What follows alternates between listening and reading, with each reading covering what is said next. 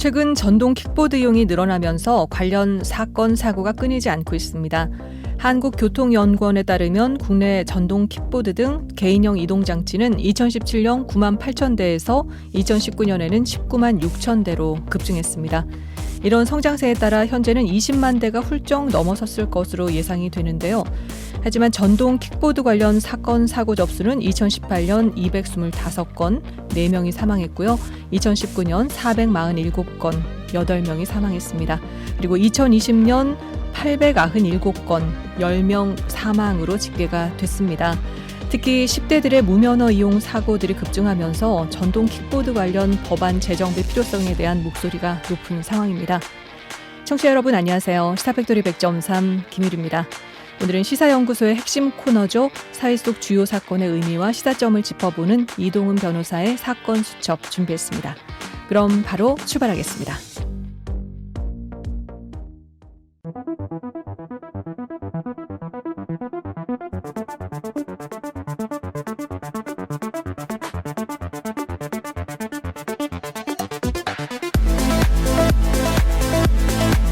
이동훈의 사건 수첩.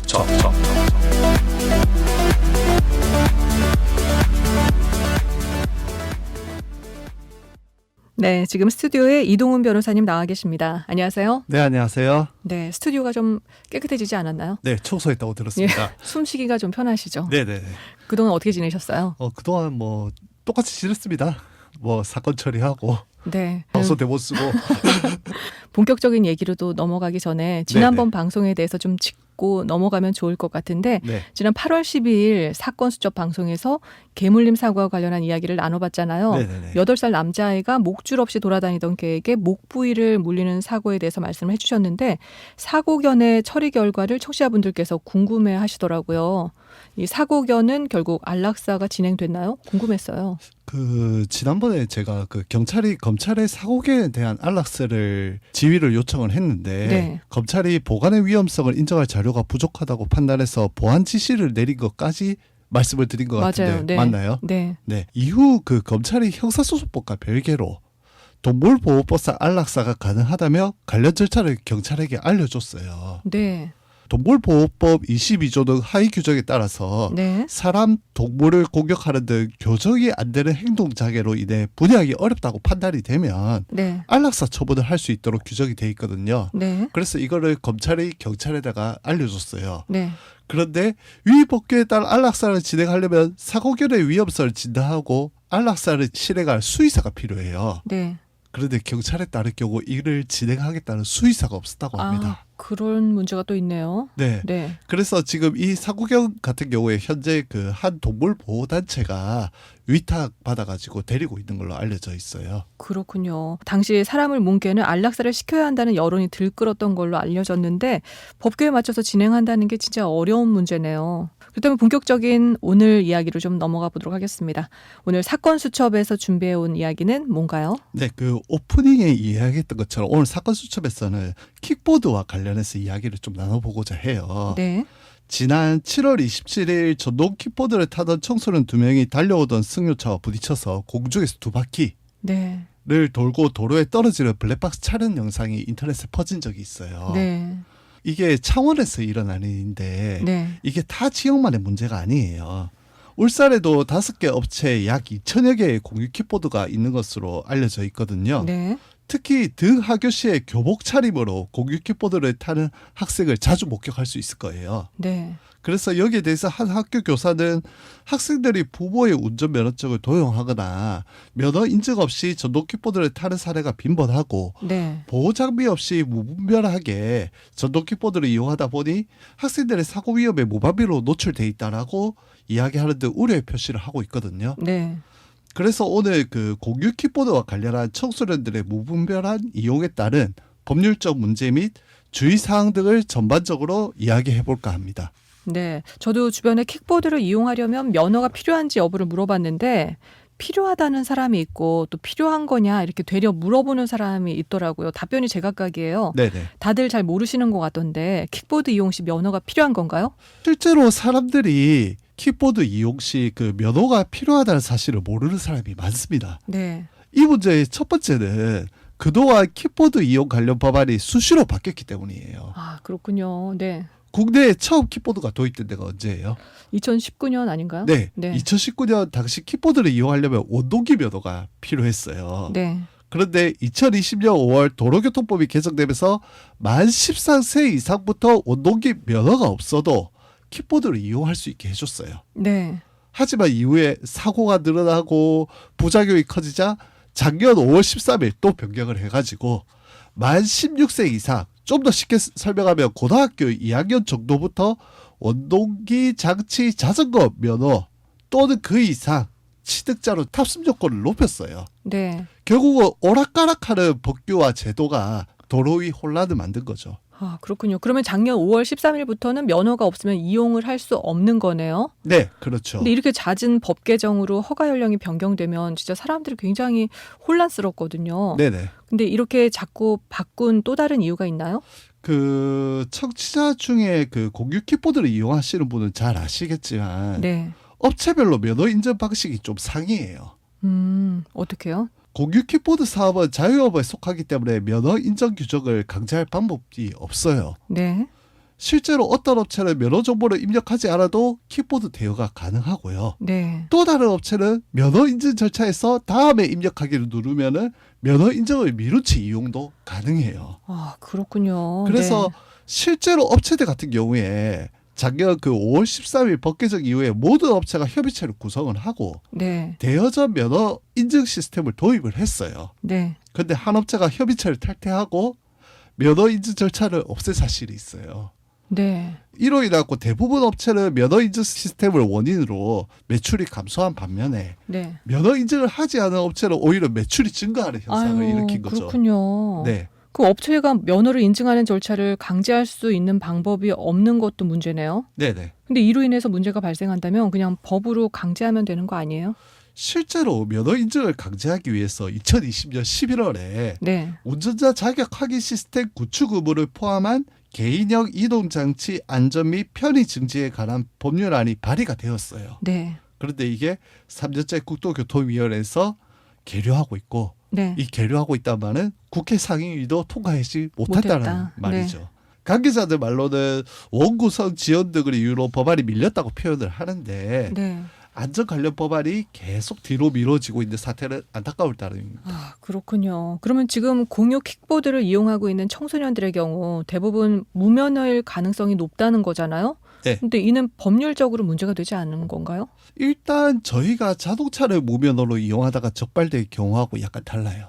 어떻게요? 그러니까 자동차를 무면허로 이용할 경우에는 그 이제 무면허 운전으로 이제 징역형까지 가능한데 네. 처벌이 강한 걸로 알고 예. 있어요. 네. 근데 면허 없이 전동 킥보드를 이용할 경우에는 벌금 10만 원이 적용이 돼요. 네. 또 만 16세 미만 어린이가 전동 킥보드를 운전할 경우에 보호자 처벌로 과태료 10만 원이 부과돼요. 형사적으로 그렇게 높은 건 아니네요. 그렇죠. 네. 형사적으로 그렇게 높은 게 아니죠. 하지만 혼자 사고 났을 때 치료비 등이 가장 문제가 될 가능성이 높아요. 네. 특히 무면허 운전 같은 경우에 국민건강보호법 제53조에서 급여 제한 사유로 규정한 고의 또는 중대한 과실에 해당할 여지가 높기 때문이에요. 네. 일부 킥보드 업체가 제공하는 운전자 보호 성격의 보험 역시 제외될 가능성이 높아요. 네. 그러면 이거는 사고가 날 경우는 어떻게 도움을 받을 수 없다는 거잖아요. 그렇죠. 보호를 받지 못하는 거죠. 네. 네. 그래서 특히 전동 킥보드 경우 일반 차 또는 오토바이보다 더더욱 안전장치가 없잖아요. 네. 그래서 사고 날 경우 경미한 부상이 그치기보다는 골절 또는 인대가 파열되는 경우가 다수로 알려져 있어요. 네. 특히 저희 전 담당 PD도 그렇죠. 킥보드 킥보드 이용하다가 여기- 고라니하고 충돌해가지고 네. 어깨뼈가 골절되는 그렇죠. 부상을 쇄골, 입었었잖아요. 쇄골이 네. 골절됐죠. 네. 네. 평소에는 그 국민건강보험이 부담하는 치료비 금액이 거의 90%에 육박하기 때문에 네. 수술비 등이 평소에는 큰 부담이 안 될 수 있어요. 네. 그런데 무면허 운전으로 국민건강보험인 운전자 보호 성격의 보험이 적용되지 않는다면은 네. 원무과에서 제시받는 고지금액이 몇백만 원에서 몇천만 원 단위가 될 가능성이 높아요. 아, 그렇군요. 보험이 적용되지 않을 경우 수술비, 치료비 금액이 생각보다 굉장히 높을 수 있다는 거네요. 네네네. 근데 사실 무엇보다 안전이 가장 중요한 거잖아요. 네. 진짜 조심해야겠어요. 근데 결국 변호사님 말씀을 좀 갈무리 해보면 잦은 법 개정과 또 면허 인증 절차를 강제하는 수단이 없는 이런 이유 때문에 청소년들이 무분별하게 전동 킥보드를 이용하면서 지금 문제가 발생하는 거잖아요. 네네.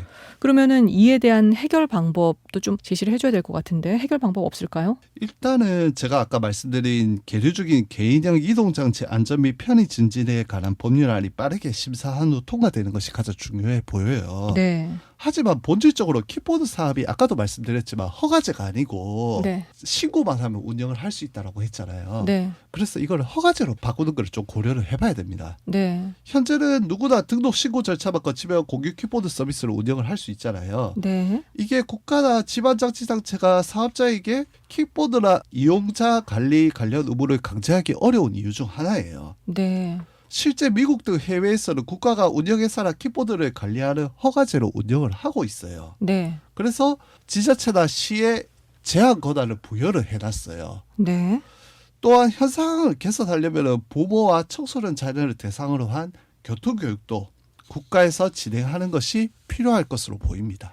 네. 전동 킥보드는 청소년만 사용하는 게 아니잖아요. 네, 킥보드 사용에 있어서 청소년들의 무면허 운전뿐만 아니라 면허가 있는 성인들도 전동 킥보드 탑승 규칙에 대해서 잘 모르는 경우가 많이 있는데 네.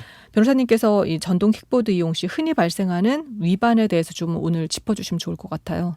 그 사람들이 흔히 여기는 전동 킥보드 탑승 규칙 중 하나가 이제 네. 뭘 것 같아요. 일상에서 많이 보이잖아요. 뭐 어떤 거요? 그중 하나가 전동 킥보드는 자전거 도로로 운행하는 것이 원칙이라는 거예요. 아, 자전거처럼 전동 킥보드도 무조건 자전거 도로로 다녀야 되는 거네요? 네. 특히 자전거 도로가 없는 경우에는 도로 우측 가장자리로 통행을 해야 돼요. 네. 그런데 저희 주변에서 보면 흔히들 전동 킥보드를 보도에서 마구잡이로 맞아요. 운행하는 킥보드 운전자가 되게 많잖아요. 네. 이게 전부 도로교통법 위반입니다. 그렇군요. 더 큰 문제는 인명사고가 발생할 때예요. 네. 자기는 킥보드 타고 있지만 안 탄 사람하고 부딪히면 네네네. 그래서 전동 킥보드로 보도를 주행하다가 인명사고가 발생하면은 과태료와 벌칙금으로 끝나는 게 아니에요. 그럼요. 교통사고 처리 특례법이 정한 시민의 중과실 사고에 해당해서 보험과 피해자 합의와 관계없이 교통사고 처리 특례법에 따라 형사처벌 대상이 될 수 형사처벌 있습니다. 받아요. 네. 네. 그러니까 차하고 사람하고 부딪힌 거하고 똑같이 처벌을 받을 수가 있어요. 네. 그렇기 때문에 전동 킥보드를 사용할 경우 자전거 도로를 이용해야 되고 네. 자전거 도로가 없으면 보도가 아닌 도로 우측으로 운행하는 것이 가장 중요합니다. 그렇군요. 또한 공익 광고로 되게 많이 보셨을 거예요. 네. 전동 킥보드를 탑승한 채 횡단보도를 건너시면 안 됩니다. 전동 킥보드에 내려서 전동 킥보드를 끌고 가야 돼요. 네. 그 행정처분 대상이 돼요. 특히 킥보드를 탑승한 채 횡단보도를 건너다가 차와 충돌한 경우에는 네. 보행자와 차량 충돌이 아니에요. 차 대 차 사고로 취급을 하기 때문에 보행자와 같은 보호를 받지를 못해요. 네. 또한 횡단보도를 건너는 보행자를 치어서 사고가 나면 앞서 언급한 바와 같이 교통사고 처리 특례법 위반으로 형사처벌 대상이 대상이 되네요. 됩니다. 네. 그리고 워낙 당연한 이야기라서 제가 이걸 언급을 안 하려고 했는데 네, 해주세요. 생각보다 많이 위반하시는 부분이 전동 킥보드를 운전할 때도 음주운전을 하시면 안 됩니다.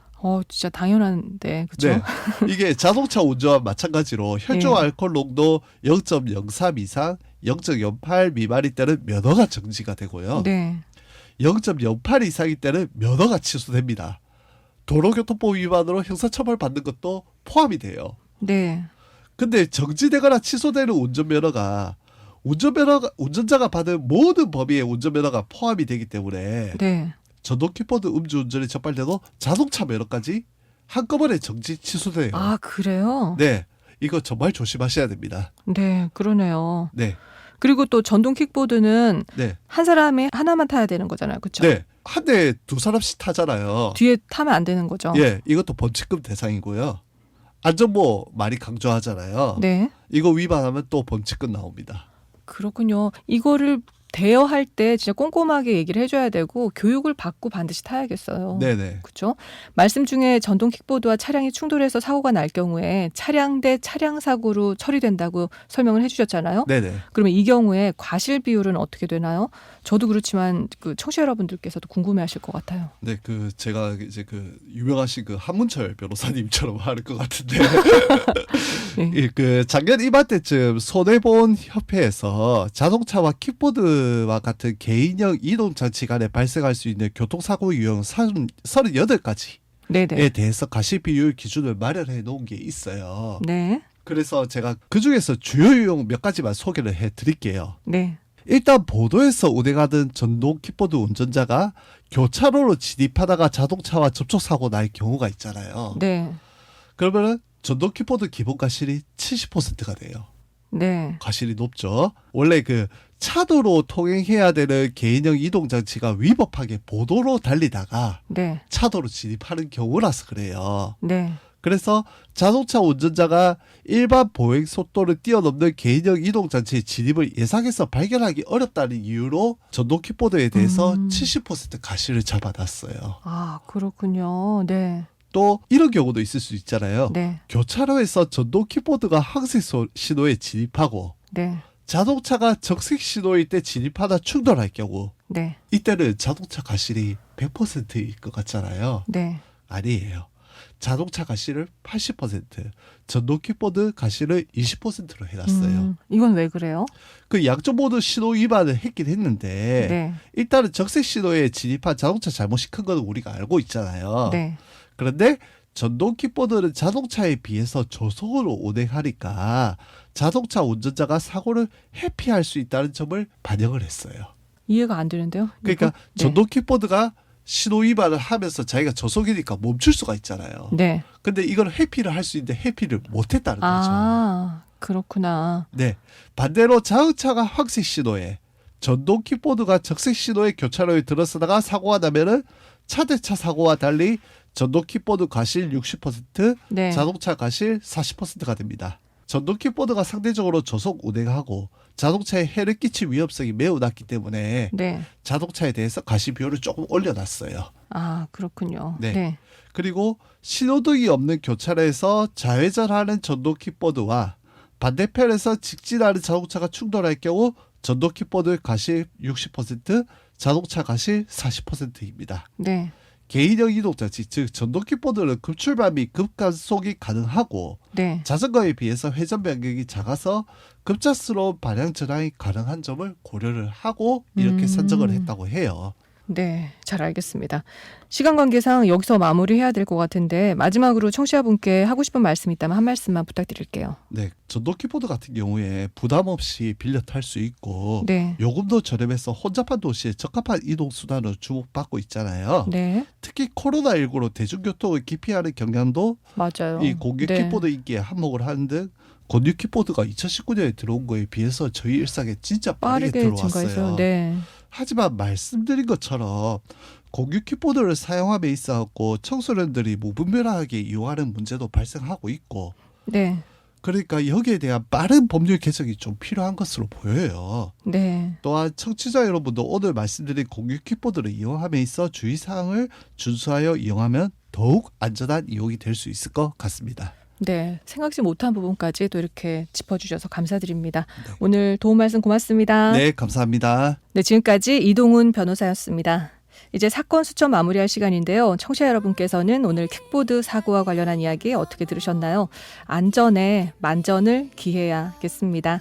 지금 헤이지의 해픈 우연 노래 나가고 있는데요. 이어서 엑소의 지켜줄게 노래까지 들으면서 저는 물러가겠습니다. 함께해 주신 여러분 고맙습니다. 지금까지 김일이었습니다.